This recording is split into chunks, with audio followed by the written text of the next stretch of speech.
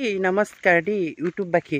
মই মানে কথা এষাৰ ক'ব লাগিছোঁ আজি দেই। মানে মোৰ বহুত দিনৰ পৰা কথা এটা কওঁ বুলি ভাবি আছোঁ। মই বহুত দিনৰ পৰা ভাবি আছোঁ, মানে ইমান দিনৰ পৰা ভাবি আছোঁ। মানে মোৰ হেৰি কি কৈছিলে, এই আমাৰ ঘৰৰ ওচৰ যে কিনাৰত এইফালে সেইফালে যে আমাৰ ঘৰৰ ওচৰ কিনা মানুহখিনি এনেকুৱা মোক লৈ জ্বলে ঐ, মোক লৈ এনেকুৱা ৰতি থাকে, গোটেই গাঁৱত পিটাই ফুৰে, জিভা নাইকিয়া ছাগলীকেইজনী লিখা পিটাই থৈ।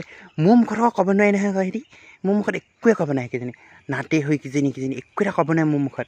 তাৰপিছত আকৌ একদম গাঁৱৰ সেইটো স্কট তাহেঁতে কি ৰতিব মোৰ কথা আমুকে তামুকে তাৰ মোৰ ওচৰলৈ আহিব নহয়।